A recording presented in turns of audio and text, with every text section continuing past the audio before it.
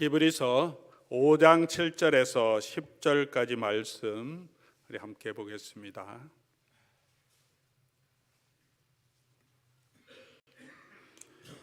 히브리서 5장 7절부터 찾으신 줄 알고 제가 받들어 읽습니다. 그런 육체에 계실 때 자기를 죽음에서 능히 구원하실 이에게 심한 통곡과 눈물로 간구와 소원을 올렸고 그의 경건하심으로 말미암아 들으심을 얻었느니라. 그가 아들이시면서도 받으신 고난으로 순종함을 배워서 온전하게 되셨은즉 자기에게 순종하는 모든 자에게 영원한 구원의 근원이 되시고 하나님께 멜기세덱의 반차를 따른 대제사장이라 칭하심을 받으셨느니라. 아멘. 오늘 이 시간에는 우리 계속해서 정대성 목사님께서 말씀을 증거해 주시겠습니다. 오늘 주일 처음 또 오시는 분도 계실 것 같아서 잠깐만 소개해 드리면, 정대성 목사님은 덴버에 있는 뉴 라이프 선교교회라는 선교교회를 개척하셔서 20년 아름답게 아주 덴버의 가장 신실한 교회로 세우시고 이제 20년 하시고 은퇴를 하셨습니다. 아직 혹시 저보다 젊어 보인다고 생각하시는 분이 계시면 안 되는데 그렇게 연세 많지 않으시지만 은퇴하시고 그리고 이제 새로운 하나님이 주신 사명 붙들고 준비하고 계십니다. 지금은 현재 하시는 사역은 앞으로 또 새로운 하나님의 이끌음을 가지고 계시겠지만 비즈니스 애즈 미션 이렇게 해서 목사가 이렇게 비즈니스를 잘 모르지만 목사님은 굉장한 다양한 지식도 많이 가지고 계시고, 그래서 한국에 있는 기업들을 캄보디아의 선교센터와 함께 연결시켜서 우리 많은 또 성도들이 일할 수 있는, 경제적으로 자립할 수 있는 그런 교회로 세워가는 일들을 가이드하시고, 미국에서도 그 기업이 우리 여러 가지 마케팅하는 부분도 도우면서 그렇게 또 앞으로 하나님이 하실 일들 선교 사역을 해가고 있습니다. 우리 목사님과 함께 우리 사모님 같이 오셨는데요. 사모님 잠깐 일어나시면 우리 한번 박수로 환영해 주겠습니다. 감사합니다. 우리 제가 늘 존경하고 사랑하는 목사님들 이렇게 귀한 시간 내주셔서 저희 교회 오셔서 감사드리고 또 말씀 통해서 큰 은혜 받으실 줄 믿습니다. 우리 목사님 나오실 때 큰 박수로 한번 환영해 주시면 감사하겠습니다.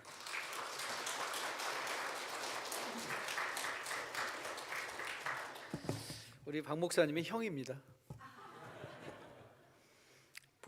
너무 중후하고 또 멋있게 생기셔서 형이라고 불러도 전혀 손색이 없을 것 같고요. 제가 이제 은퇴한 지 6개월이 목회에서 6개월 됐는데요. 정말 새롭게 깨닫는 것들이 정말 많이 있습니다. 그 중에 중요한 것 한 가지는 제가 은퇴를 하면서 이런 목표가 하나 있었습니다. 몇 가지 목표가 있었는데 그 중에 목표 중에 한 가지는 뭐냐면, 내가 그렇게 강단에서 외치고 선포했던, 그리고 또 이런 언어를 사용하면 어떨지 모르겠지만 그렇게 성도님들을 닥달했던 그런 일들을 내가 목회라는 컨텍스트가 없는 상황에서 나도 할 수 있을까? 그게 저한테는 굉장히 큰 도전이었습니다. 정말 말한 대로 정직하게 세상에서 일하면서 세상과 타협하지 않고 그렇게 할 수 있을까? 그리고 그렇게 믿음 생활을, 내가 목사가 아님에도 불구하고 성실하게 믿음 생활을 할 수 있을까? 그리고 그게 정말 성도로서 가능할까? 그런 생각을 많이 하고 신앙생활을 시작하면서 평신도 신앙생활을 또 시작하면서 제가 마음에 새록새록 생기는 것 중에 한 가지는 여러분에 대한 감사함과 존경함입니다. 그리고 평신도는 위대하다는 생각을 또 다시 갖게 되었습니다. 세상에서 사는 것 만만하지 않다는 것, 또 사업을 한다는 것, 직장 생활을 한다는 것 만만하지 않다는 것을 깨닫게 되고, 말하는 것보다 훨씬 더 어렵고 힘든 일들이 많이 있다는 것을 또 알게 됐습니다. 여러분 정말 세상에서 수고 많이 하십니다.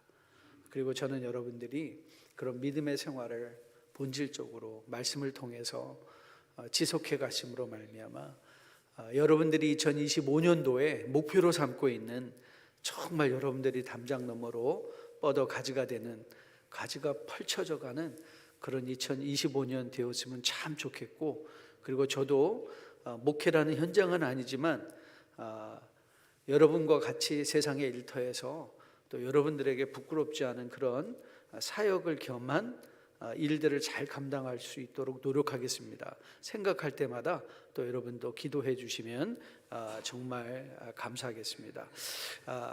제가 어제는 굉장히 죄의식이 있었습니다. 이렇게 편하게 집회해도 되나? 토요일 날도 집회가 없죠. 저녁에도, 금요일 저녁에도 집회가 없었잖아요. 그래서 이렇게 집회해도 되나 그랬더니 오늘 엄청나게 힘들더라고요. 1부, 2부도 다른 예배, 다른 설교해 달라고 그러고 또 세미나까지. 제가 지난번에 와서 한번 여러분들의 수준 점검만 하려고 퀴즈를 드린 것 있는데 혹시 기억하실지 모르겠어요. 사과 5가게 있는데 3개 먹으면 몇 개 남는다? 말하셔도 됩니다. 5개가 있는데 3개 먹었어요. 몇 개 남았습니까? 네? 그러면 안 되고요. 분명하게 말씀하십시오. 몇 개 남았습니까? 네? 3개? 감사합니다. 3개 남습니다. 왜요? 우리 어머니가 항상 말씀해 주시잖아요. 먹는 게 남는 거야. 네. 먹는 게 남는 거야.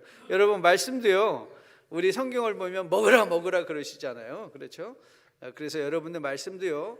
듣는 게 남는 게 아니라 먹는 게 남는 거 아시죠? 오늘 하나님의 말씀 함께 전할 때 많이 드실 수 있으면 좋겠고요. 여러분 세상의 음식은 많이 먹으면 탈이 납니다. 하지만 하나님의 말씀은 절대 탈나는 것 없습니다. 마음 두시고 많이 드실 수 있고요. 그러면 1부 예배 오신 분들 2부에 다른 설교하는 거 아시죠?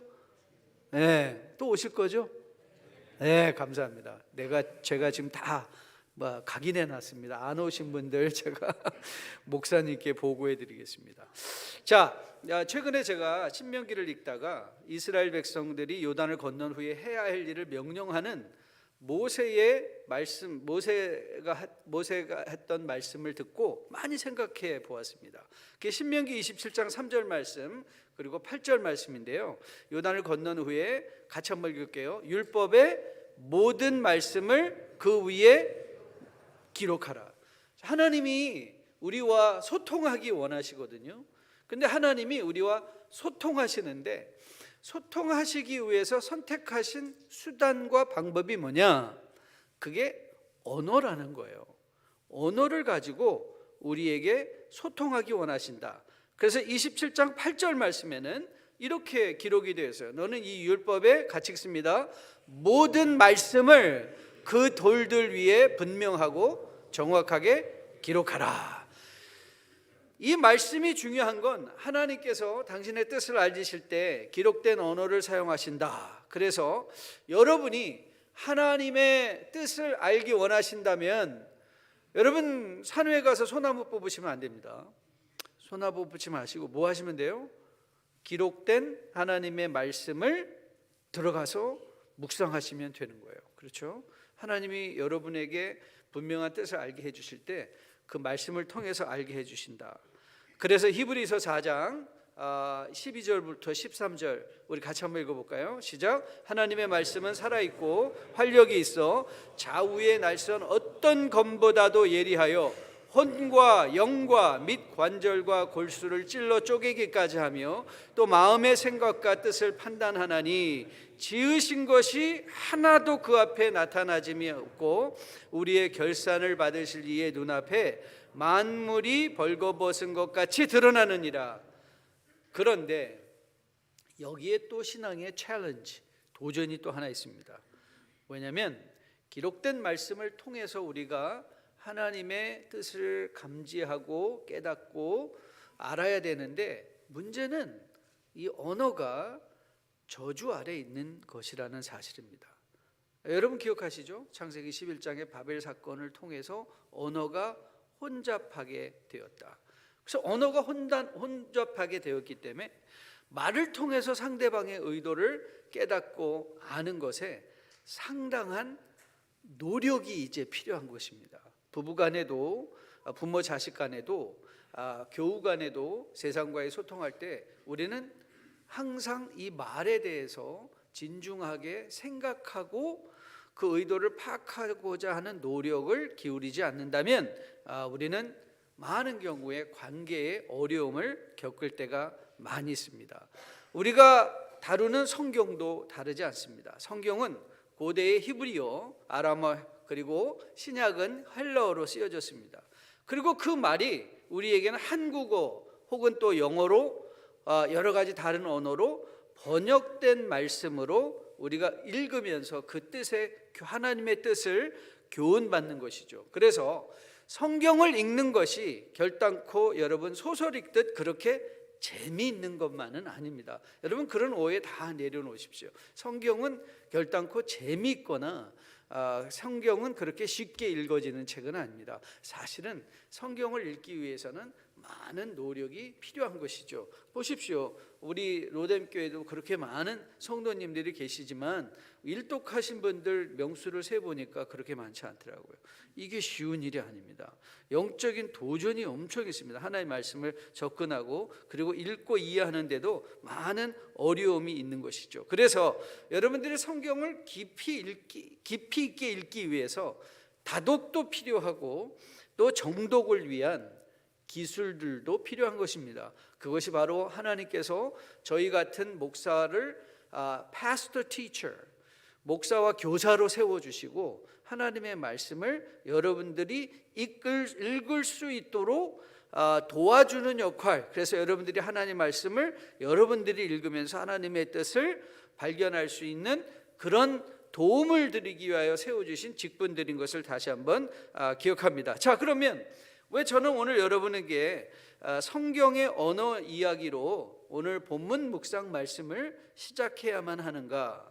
자, 여러분 믿음은 우리가 우리 안에서 작동하는 구원과 힘입니다. 그래서 우리는 faith in work, 믿음의 역사라고 하는 거죠. 역사는 히스토리가 아니죠. 믿음은 역사하는 힘이 있다 할 때 그 역사는 working이거든요. 그래서 우리는 믿음은 무언가 우리 안에 work하는 거예요. work. 그래서 working하기 때문에 뭔가 결과를 만들어낸단 말이에요. 믿음은 결과를 만들어내요. 그럼 믿음이 만들어내는 결과가 뭐냐? 그 결과가 변화라는 거예요. transformation, 변화. 그런데 이제 저는 뭘 여러분과 한 번 더 깊이 생각해 보기 원하는가 하면 그럼 도대체 성도가 변한다는 게 무슨 뜻이냔 말이에요. 성도가 변한다, 변화한다. 그게 무슨 뜻일까? 여러분 구원을 받고 세례를 받았을 때 많은 분들이 당황하는 사실이 하나 있습니다. 많은 분들이 당황해요. 구원을 받고 세례 받았는데 변한 게 없는 거예요. 내 얼굴도 안 변했고 그리고 내 형편도 세례 받자마자 변하신 분 있습니까? 처지도 그렇고 주변에 있는 사람들도 전혀 변한 것 같이 느껴지지 않기 때문에 많은 경우에 세례를 받고 당황하는 분들을 많이 봤습니다. 그래서 이런 어려움 때문에 이 구원의 확신을 갖는다는 것에 대해서 항상 많은 분들이 무언가 찜찜한 불확신 속에 살아. 왜냐하면 도대체 변화한다는 게 무슨 뜻인지를 잘 모르니까 나 변화한 거 맞아? 내 구원 받았는데 세례 받았는데 나 변화한 거 맞아? 라는 생각을 할 때 그 변화의 구체적인 내용들을 우리가 감지할 수 없기 때문에 불안한 마음이나 확신에서 떨어져 나가는 경우가 많이 있다는 말이죠. 성경은 그런데 우리에게 각 처에서 우리의 구원을 얘기할 때 항상 구원을 생명으로 연결시킨단 말이죠. 그래서 요한복음에서도 니고데모와의 대화 속에서 3장 3절을 보면 이렇게 권면하신 것을 여러분 기억하실 거예요. 예수께서 대답하여 이르시되 진실로 진실로 내게 이르노니 사람이 거듭나지 아니하면.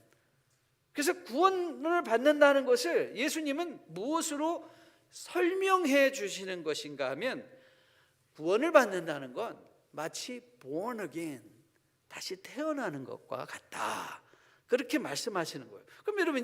그러면 여러분들의 구원의 변화를 이해하기 위해서는 무엇부터 출발하시면 되는 거예요? 우리가 여러분들이 자녀를 양육할 때부터 우리가 구원받아 거듭났다라고 하는 건 마치 어린아이의 모습으로 태어났다라는 것과 다를 바가 없는 거예요. 이게 성경이 우리에게 아는 것, 우리가 아는 것으로부터 출발해서 모르는 개념을 이해시켜 주는 게 성경이거든요. 그래서 우리가 아는 게, 야, 구원을 네가 알고 싶으니? 그러면 어디부터 출발하냐면, 내가 혹시 부모라면 너 태어난 네 자녀를 한번 봐봐. 아니면 내 주변에 새롭게 거듭나 태어나는 사람들의 생명을 보라는 것이죠. 자, 여러분, 생명이 태어난 후에 어떤 변화들이 생기나요?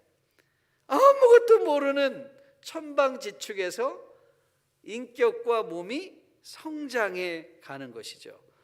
몸도 마음도 자라가서 세상을 바라보는, 세상을 이해하는 이해의 능력이 새로운 눈으로 바라보게 되는 것이죠.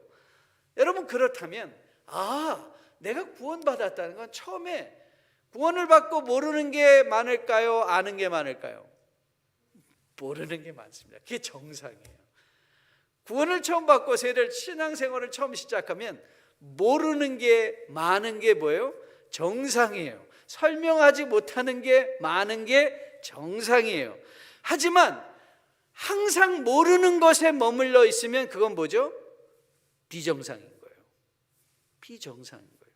그리고 여러분, 실제로 우리 주변에, 저는 사역을 하면서 항상 장애인 사역을 했는데, 장애인 사역을 우리 교회 안에서도 장애인 사역을 하면서, 여러분, 부모님의 가장 큰 아픔, 저는 그게 아픔 중에 하나, 어떤 사고로 이 뇌에 이상이 생겨서 몸은 자라가는데 마음은 자라가지 못하는 자녀, 몸은 자라가는데 마음은 자라가지 못하는 자녀, 그건 부모의 엄청난 아픔이 아닐 수 없습니다. 근데 저는 그런 생각, 상상을 가끔 해봐요. 하나님 아버지가 나를 바라보면, 저를 보면서, 야, 너는 어떻게 아직도 1학년이냐? 아직도 1학년이냐? 여러분, 어제 여러분 새벽에 드린 말씀 기억하시죠? 1학년 10번 다니면 몇 학년? 1학년인 거예요. 교회를 10년 다닌다고 신앙에 10년 차가 되는 게 아니에요.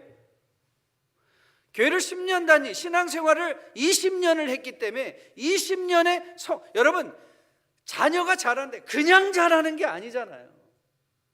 내버려둬서 자라는 아이들이 있습니까? 무언가 부모님의 관심과 사랑을 통해서, 그리고 자기의 노력이 거기에 더불어지지 않는다면 자녀들은 자기 수준에 머물 수밖에 없는 게 우리 인생의 생명 아닙니까? 그렇다면 믿음 생활을 우리가 여기에 이제 연결시켜 보죠. 예수 믿고 변한다는 것, 그걸 우리가 팬시한 신학적 용어로 설명한다면 이것을 우리는 성화라고 하는 거예요. Sanctification. 그런데 이 성화도요, 두 가지 차원의 성화가 있어요. 예수를 믿어 구원에서 거듭나는 그 순간에 즉각적으로 우리는 거룩한 하나님의 자녀로 인침을 받아요. 그래서 우리의 확신은, 우리가 거듭나 새로운 생명을 갖는 건 내가 내 안에 있는 어떤 조건이 아니라 우리를 태어나게 한 부모님의 은혜인 것처럼, 우리가 거듭나 태어나는 것도 하나님께서 우리를 살게 하시고 태어나게 해주시는 거잖아요. 그래서 우리를 자녀 삼아 주셨잖아요. 그 자녀 삼아 주셨기 때문에 저의 확신은, 내가 부족한 게 지금 많이 있어도 오늘 나는 죽어도 하나님 앞에 간다. 왜요? 하나님께서 나를 자녀로 인쳐 주셨기 때문에. 우리는 거룩해졌으니까. 하지만 이 땅에 사는 동안 우리는 또 어떤 과정을 거치게 돼요? 즉각적인 성화뿐만 아니라 점진적으로 프로그레시브하게 또 자라가는 그런 성화가 있다는 것이죠.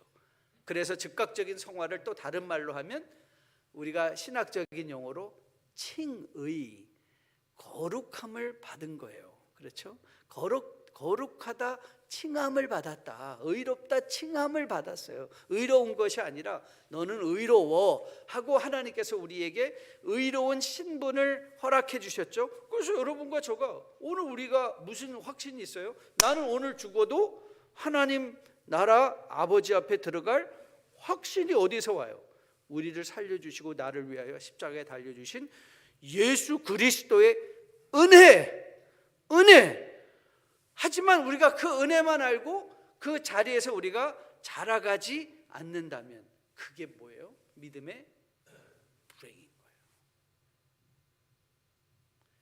교회를 10년, 20년 다녔는데 아직도 1학년 성경을 펴서 물어보면 10년 다니고 성경 읽어보셨어요? 아직도 못 읽어보고 성경을 설명해야 되는데 10년이 되면 설명을 할 수 있어야 되잖아요. 설명할 수 있어야 되잖아요.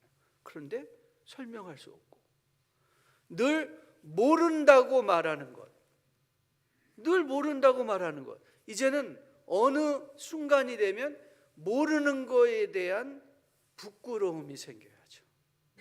왜요? 알아야 되니까, 자라가야 되니까. 자, 오늘 본문 8절을 한번 같이 보겠습니다. 본문 8절 같이 한번 읽어볼까요? 그가 아들이시면서도 받으신 고난으로 순종함을 배웠다. 저는 이게 기가 막힌 성경의 계시적인 말씀이라고 저는 믿습니다. Although he was a son, he learned obedience. 이거 대단하죠. 예수 그리스도가 순종함을 통하여, 예수 그리스도께서 배움을 통하여 순종하게 되었다. 그러니까 순종도 어떤 은혜를 통하여 자동적으로 우리에게 주어지는 것이 아니라 배움을 통해서, 배움을 통하여. 그러면 여러분 목표, 아니 예수님이 하나님인데 뭘 배우셨단 말이야? 그런 생각 안 드세요? 하나님이 예수님이 하나님이신데 뭘 배우셨지? 그런데 빌립보서 2장에 가면 바울이 이런 말을 하는 거, 2장 아주 멋있는 구절 기억하시죠? 2장 5절입니다. 너희 안에 이 마음을 품으라 곧 그리스도 예수의 마음이니. 자, 6절 같이 읽습니다. 그는 근본 하나님의 본체시나 하나님과 동등됨을 취할 것으로 여기지 아니하시고 오히려 자기를 비워 종의 형체를 가지사 사람들과 같이 되셨고 사람의 모양으로 나타나사 자기를 낮추시고 죽기까지 복종하셨으니 곧 십자가에 죽으심이라. 자, 예수님께서 고난을 통하여 배우셨다는 것은 성자 하나님으로서 부족한 부분을 채우셨다는 것이 아니라 성육신의 과정, 자기를 비우는 과정 속에 들어갔다는 거예요. 그리고 그 자기를 비우는 것이 자동적으로 예수님이라 할지라도 자동적으로 일어나는 마음의 상태가 아니라 의지적으로 그 자리까지 내려가야만 하는 순종의 결과였다는 것이죠. 예수님께서 마치 아기로 태어나셔서 성장의 과정을 거친 것처럼 그 성장의 과정이 인격적 성숙을 동반한 것처럼 여러분과 저도 이제 단지 태어나는 것, 거듭나는 것뿐만 아니라 거듭나 배움을 통하여 과정을 통하여 더욱더 예수 그리스도의 장성한 분량이 충만한 데까지 자라가야 된다. 장성한 분량이 충만한 데까지 자라가야 된다. 즉 성도가 변한다는 것의 의미가 뭐냐? 구원을 통하여 신분, 죄의 종이었던 자리에서 하나님의 자녀로 즉각적인 변화를 경험한 그 상태로부터 출발하여 뭐 하는 거예요? 하나님을 아는 일에, 하나님을 말할 수 있는 것에, 하나님의 말씀을 실천하는 일에 뭐예요? 지속적으로 성장해가고 성숙해가는 것이다. 이 과정을 이해하는 여러분과 저 되었으면 참 좋겠습니다. 이 과정을 이해하면요, 우리는 교회 안에서 관계 속에 상당한 자유를 또 우리가 누리게 됩니다. 아직 자라지 못한 사람, 여러분 우리가 자녀들에게 너 나가서 돈 벌어오라고 하지 않잖아요. 왜요? 그건 돈 벌 나이가 아직 아니잖아요. 우리가 무조건 이 교회 안에서 나가서 무조건 전도해가지고 사람들이 오세요. 그거 여러분 가능하지 않습니다. 무언가 하나님의 말씀에 대한 확신이 있을 때까지 교회에서는 자라가는 과정이 있고 그 자라가고 성장의 감으로 말미암아 하나님의 일을, 복음을 전하는 일에 열심을 낼 수 있는 사람들이 생겨나, 그런 사람들이 같이 공존해 있는 것이 교회 공동체인 거예요. 그러니 우리가 좀 부족한 사람을 보더라도 우리가 자녀들한테 부족하다고 여겼을 때 그 수준에서 부족함을 우리가 인식하고 부모로서 그 아이들을 도와주려고 하는 것이지, 너가 지금 10살 먹은 아이들 너 왜 나가서 돈을 못 벌어와? 라고 타박하지 않잖아요. 그렇죠? 그 성장과 그 수준에 맞는 성장을 돕는 게 그게 교회 공동체가 할 일인 것이죠. 저는 여러분들이 이런 과정을 변화한다는 건 점진적인 과정을 포함하는 것이구나. 그리고 그러면 우리가 이 과정을 통해서 어디까지 가야 돼? 목표가 설정되어 있어야 될 거 아니에요. 그렇죠? 목표가 설정되어 있는 것. 그것을 우리가 성장, 변화의 목표를 바울은 이렇게 우리에게 잘 설명해 줍니다. 에베소서 4장 12절 13절 말씀인데요. 자, 12절 같이 한번 13절부터 같이 한번 읽겠습니다. 우리가 다 하나님의 아들을 믿는 것과 아는 일이 하나가 되어 온전한 사람을 이루어 그리스도의 장성한 분량이 충만한 데까지 가라. 이건 여러분 굉장한 강조법입니다. 그리스도처럼 되라만 해도 그게 원대한 목표인데, 그리스도의 장성하다, 충만하다라는 단어는 이걸 redundant, 반복적인 표현인 거예요. 이런 단어들을 여러분이 잘 보셔야 돼요. 바울이 이렇게 말하는 건 우리의 목표는 사람을 닮아가는 것이 아니라 누구를 닮아가는 거예요? 그리스도를 닮아가는 거예요. 우리의 목표는 그리스도 예수의 장성한 분량까지 자라가는 것입니다. 여러분, 과정을 이해하면 교회 공동체 생활에 여유가 생기는 것처럼 이 목표를 제대로 이해하면 또 교회 생활에 엄청난 신앙의 자유를 얻게 됩니다. 무슨 자유냐고요? 여러분, 한자 사자성어 중에 견월망지라는 게 있습니다. 견월망지. 다리를 가리키는 달을 바라보고 손가락은 뭐예요? 잊어버리라. 그게 견월망지예요. 여러분, 여러분의 주변에 있는 많은 분들 중에 소위 시험 받았다는 분들 많이 있잖아요. 그래서 교회 가출합니다. 그런 가출한 분들 아시죠? 그걸 요즘은 가나안 성도라고 한다고 하더라고요. 그랬더니 가나안이 뭐예요? 아니, 가나안은 좋은 거 아닌가? 그랬더니 안나가를 거꾸로 하면 가나안이래요. 그래서 뭐 요즘 그런 표현 많이 들으셨잖아요. 가나안 성도, 가나안 성도. 그게 사람들이 안 나가는 성도래요. 교회 안 다니. 그런데 여러분, 그분들이 하는 말에 90%는 왜 교회 안 나갈까요? 시험 받았어요. 목사한테 시험 받았어요. 장로님한테, 권사님, 집사님한테. 여러분, 이 땅에 있는 어떤 인간도 우리의 시험의 대상이 아니고, 그 사람들은 뭐예요? 단지 뭐에 불과하다? 예수님을 가리키는 손가락에 불과한 거예요. 손가락에 불과한 거예요. 우리는 사람을 닮아가는 사람들이 아니거든요. 사람을 닮아갈 필요가 없어요. 그리고 사람은 우리 가운데 완벽한 사람들이 한 사람도 없어요. 그렇게 저는 이제 그걸 깨닫고 난 다음에 너무나 감사했던 게, 이제 저는 사람들에 대해서 더 이상 시험받지 않게 됐어요. 뭐 어떤 스캔들이 있다. 그러면 어떻게 생각? 그래서 예수 믿는 거구나. 나는 저러지 말아야지. 여러분, 우리가 여행을 할 때마다 보면 사인판들이 많이 있잖아요. 그러면 사인판은 우리의 목표가 아니에요. 여기서 여러분들이 덴버를 가려면 I-15를 타고 가다가 I-70로 갈아타, I-5, I-15, I-70로 갈아타야 되는데요. 그럼 가다 보면 덴버까지 400마일 이렇게 써 있어요. 그러면 그 사인판을 보고 내가 400마일까지 가면 되는구나 하고 그 사인판은 지나치는 거예요. 여러분, 이 교회 안에 있는 목사를 포함해서 모든 사람들은 뭐예요? 예수를 가리키는 사인판이에요. 그런데 어떤 사인판들은요, 잘못 가고 있다는 걸 가리키는 사인판도 있어요. 어떤 사인판은 긍정적인 사인판도 있고, 어떤 사인판들은 부정적인 사인판도 있어요.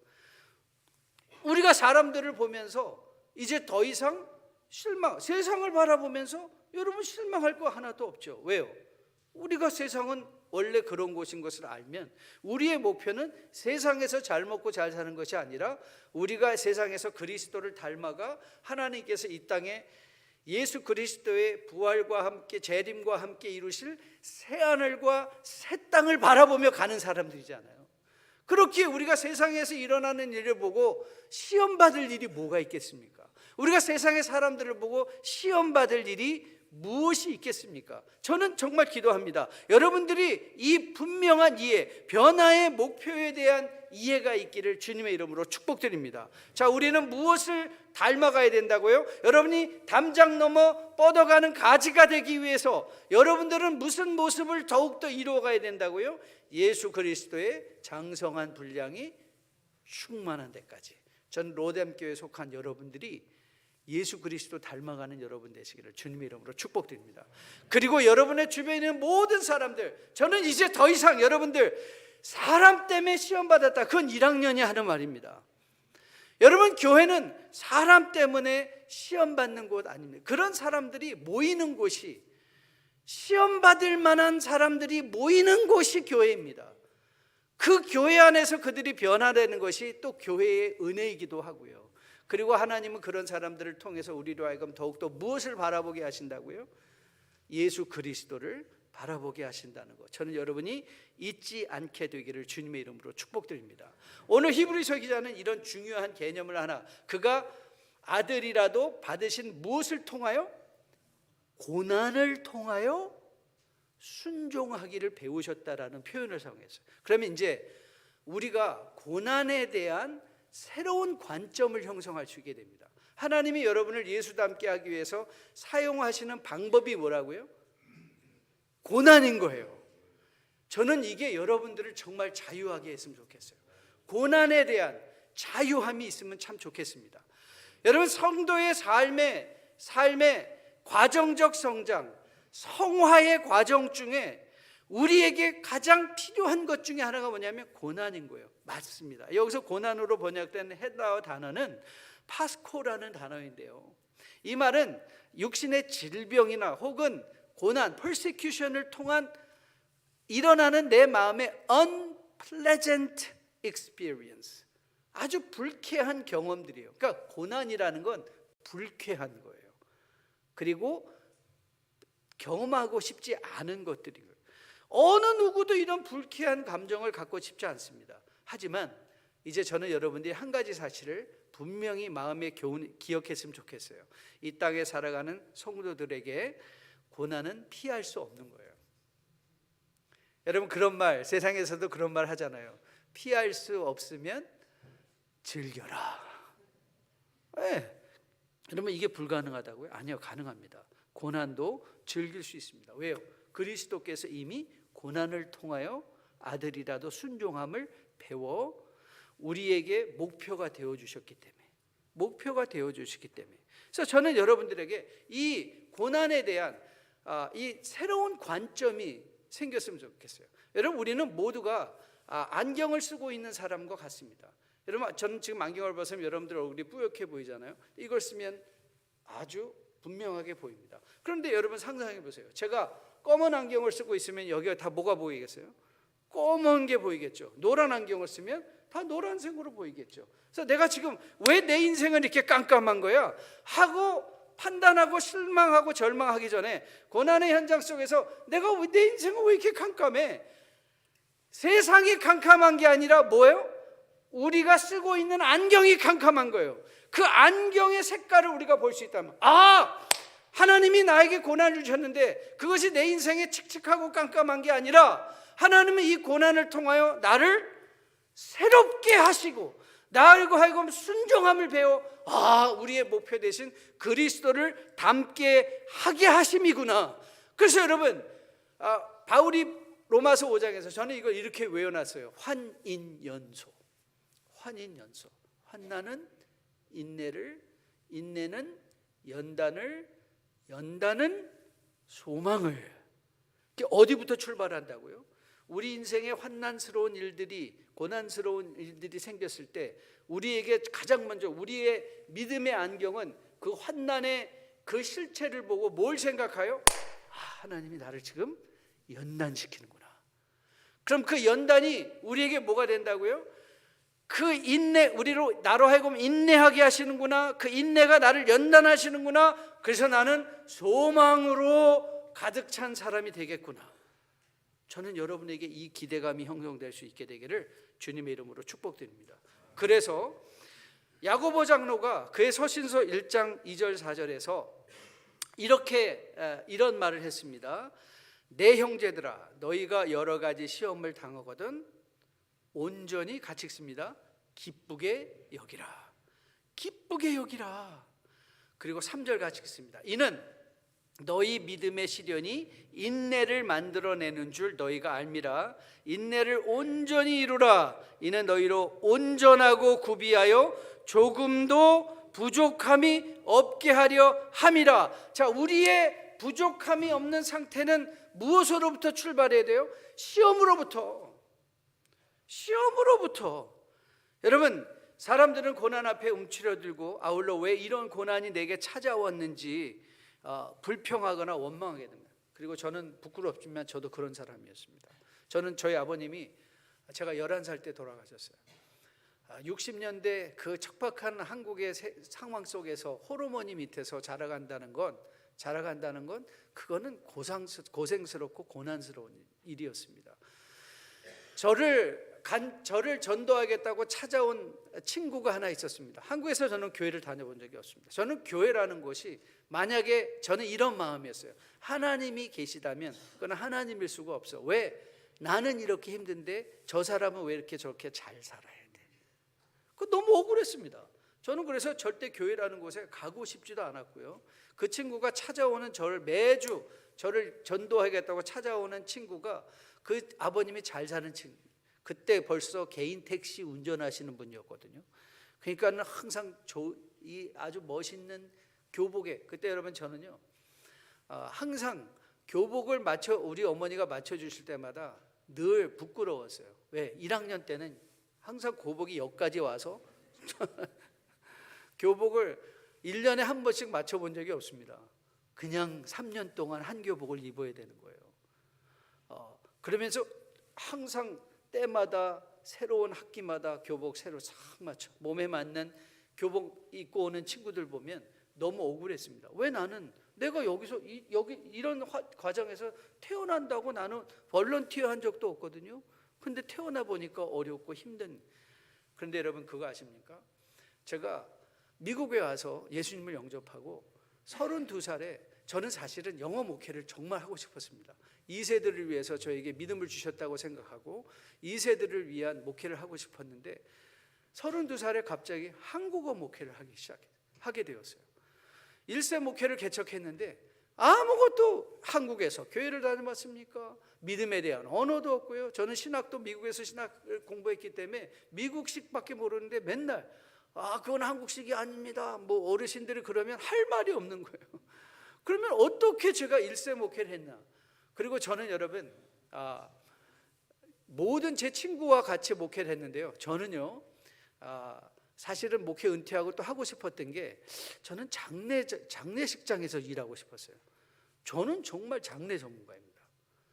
저는 목회를 하면서 목회를 개척했는데 수도 없이 많은 아니 왜 장례하는 결혼을 시켜야 되는데 아니 계속 장례 의뢰만 들어오는 거예요. 장례 의뢰가 계속 들어오는 거예요. 그래서 저도 참 이상했어요. 왜 나는 이렇게 장례만 많이 하지? 저는 정말 자살한 분도 장례해드렸고요. 장례는 저는 절대 거절하지 않습니다.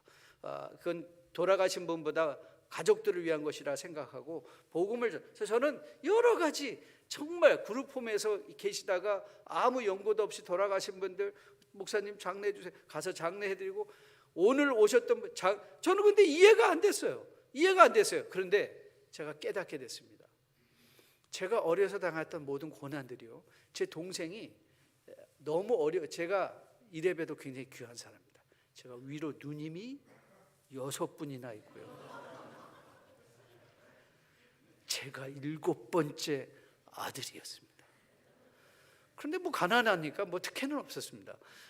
그런데 제 동생도 제가 아직도 기억하는 제 동생이 있습니다. 정대균. 제가 6살 때 그 친구는 4살이었는데 그때 죽었어요. 근데 너무 가난했기 때문에 제 생각에는 저는 대균이랑 놀아본 적이 없는 것 같아요. 그 친구는 아마 뭔가 병에 걸렸었던 것 같아요. 어느 날 죽었는데 아버지 친구들이 와가지고 둘둘둘둘 말아서 공동묘지에 가서 묻는데 어린 제 마음에 그 아버지가 너 따라오지 말라고 하는데 그 아이를 나가는 거를 한참 동안, 그것도 그때는 구루마라고 하죠. 구루마에다가 턱 얹혀놓고 아버지와 친구들이 그걸 끌고 가는데 한참 쫓아가다가 무서워서 신장로에서 돌아왔던 기억이 있어요. 그리고 저희 아버님이 11살 때 돌아가시고 저희 어머니가 우리 아들 태어난 그 첫 100일 좀 지나서 돌아가셨거든요. 장례하고 앉아서 얘기하면 이런 말이 처음 나오거든요. 제가 우리 어머니한테 엄청난 효자였습니다. 제가 대학교 가서 한 날도 우리 어머니한테 전화를 걸른 적이 없어요. 항상 전화를 드렸거든요. 그런데 저희 어머니 돌아가셨을 때 제 마음이 너무 허전하고 미안한 마음이 있었어요. 부모님 돌아가신 분 성도님하고 만나서 얘기하면 많이 아쉽죠. 저도 어머니가 돌아가셨는데, 딱 그러면 위로 끝. 그분들이 그래요. 목사님 어머니도 돌아가셨어요? 네. 그러면 그냥 위로가 되더라고요. 형제가 돌아가신 분이 앞에 앉아서 이제 위로 상담을 할 때, 글쎄 저도 잘 기억은 안 나는데요, 제 동생이 제가 6살 때 죽었는데 그러면 그때 기분이 조금 제가 이해를 할 것 같아요. 그러면 목사님 동생도 죽었어요? 끝. 그냥 위로예요. 그때 저는 깨달았어요. 내가 당했던 모든 고난들이 목회하는데 너무나 큰 힘이 되었다는 걸 알게 되었어요. 여러분 그거 아십니까? 여러분 인생에서 당한 고난들 혹시 있으시죠? 그거를 우리가 하나님 앞에 원망하고 불평하며 왜 나는 이것밖에 안 돼서, 하나님 왜 나를 이런 데까지 이런 일만 경험하게 했습니까? 하고 그것을 정말 깍지 낀 눈으로 바라보고 그것에 대해서 원망하면요, 그것이 여러분들에게 절망의 조건이 되지만 그것이 하나님이 여러분을 세우시고 지금 더 풍성한 삶을 살게 하기 위해, 아니 미래에 더 풍성한 삶을 살게 하기 위하여 하나님께서 허락하시는 은혜의 연단의 선물인 것을 알게 될 그 순간부터 여러분들은 그 고난을 뭐 할 수 있는 거예요? 즐길 수 있게 되는 거예요. 기뻐할 수 있게 되는 거예요. 그때야 비로소 우리는 뭘 할 수 있습니까? 담장 넘어 가지가 뻗어 풍성하게 그늘이 되어 많은 사람들을 위로할 수 있는 자리까지 가게 되는 것이죠. 왜 이런 확신을 가질 수 있냐고요? 여러분 바울이 로마서 8장에서 우리에게 권면한 내용 기억하십니까? 27절 말씀이에요. 같이 한번 읽어볼까요? 마음을 살피시는 이가 성령의 생각을 아시나니 이는 성령이 하나님의 뜻대로 성도를 위하여 간구하심이니라. 우리가 알거니와 하나님을 사랑하는 자 곧 그의 뜻대로 부르심을 입은 자들에게는 모든 것이 합력하여 선을 이룬다. 여러분 이건 시간의 문제예요. 여러분이 이 땅에서 당한 모든 고난은 시간의 문제예요. 그 고난이 고난으로 머무는 것이 아니라 반드시 선을 이룹니다. 그리고 부족하지만 제 인생이 그 증거입니다. 맞습니다. 내가 당하고 억울하게 생각했던 것, 그리스도께서 나에게 베풀어 주신 선물이었다는 것을 깨닫게 되는 그 순간부터 그것이 내가 목회자로서 설 수 있는 성숙의 조건이 될 뿐만 아니라 성도들과 소통할 수 있고 그것을 통하여 성도를 섬길 수 있는 은혜의 통로가 되었다는 걸 깨닫게 된 순간, 저는 저 과거에 제가 경험했던 그 모든 가난과 고난과 힘듦과 어려움들에 대해서 기뻐할 수 있고 더 이상 부끄럽지 않게 간증할 수 있는 자리까지 나가게 된 거죠. 왜요? 그게 선물이니까. 그러니까 내 고난을 자랑할 수 있게 되는 거예요. 왜? 하나님이 그것을 통해서 나를 만들어 가시니까.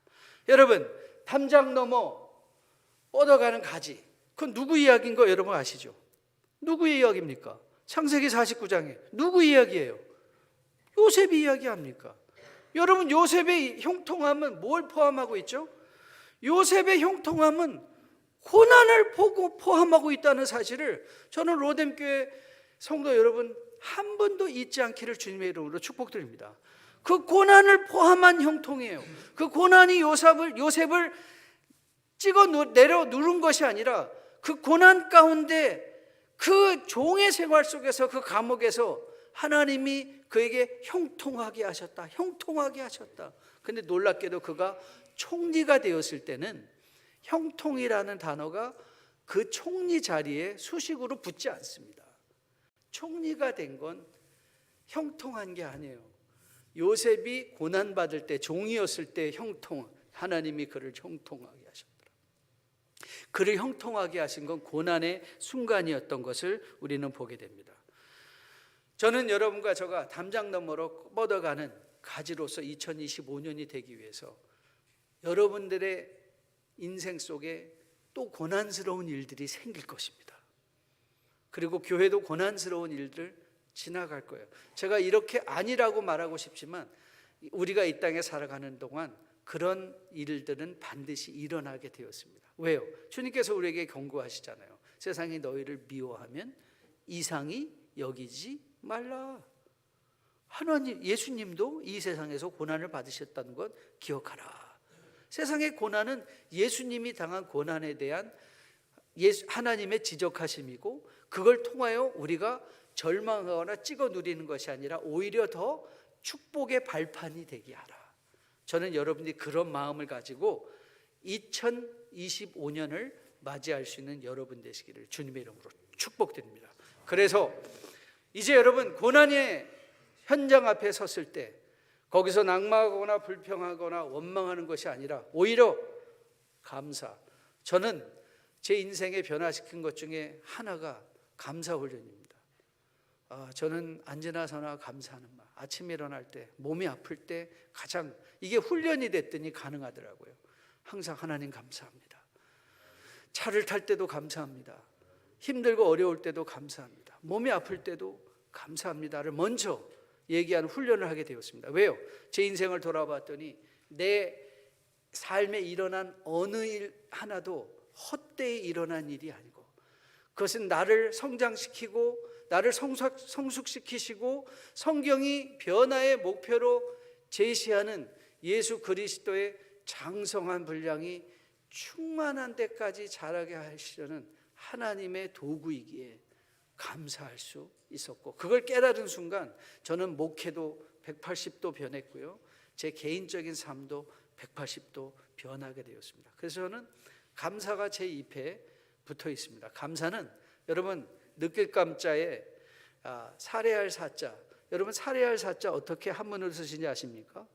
말씀 언변에 쏠 사자가 붙어 있는 게 살해할 사자입니다. 내 마음을 하나님 앞에 실어 보내는 것, 어렵고 힘든 순간 속에 감사한다는 건 하나님이 내 인생의 주인입니다. 그 고백입니다. 성도가 감사하는 것, 오늘 찬양대 성가대 우리에게 권면한 것처럼 감사합니다라는 건 그냥 감사가 아닙니다. 그 감사라는 말 속에는 맞습니다, 하나님이 일하십니다, 그 고백인 거예요. 감사에는 그 고백이 있는 거예요. 2025년 어떻습니까? 살만하지 않겠습니까? 여러분 이제 2025년 두려우십니까? 산불이 두려우십니까? 지진이 두려우십니까? 아닙니다. 우리 두려울 거 하나도 없습니다. 예수 그리스도를 닮고자 하는 사람들, 우리 모두에게는 어떤 일이든지 합력하여 선을 이룰 것입니다. 그때 여러분 절망하거나 좌절하지 마시고 오히려 그때 감사하시면서 하나님이 일하십니다 고백하시면서 정말 2025년에 담장을 넘어 뻗어가는 가지로서 그리스도의 영향력을 여러분들의 가정에서 그리고 이 커뮤니티 안에서 세상에 펼쳐질 수 있는 여러분과 저 이 교회 되기를 주님의 이름으로 축복드립니다. 우리 같이 찬양 하나 하고요, 기도하려고 하는데 제가 정말 좋아하는 찬양입니다. 왜 나만 겪는 고난이냐고 불평하지 마세요. 고난의 뒤편에 있는 주님이 주실 축복 미리 보면서 감사하세요. 오늘 말씀 우리 같이 생각하면서 이 찬양 힘차게 올려드리고 우리의 마음의 고백 삼아서 2025년에 우리 인생에 일어나는 모든 일을 통해서 오히려 예수 그리스도를 더 닮아가고 그리스도의 장성한 분량이 충만한 대로 자라갈 수 있는 우리 모두 다 되었으면 좋겠습니다.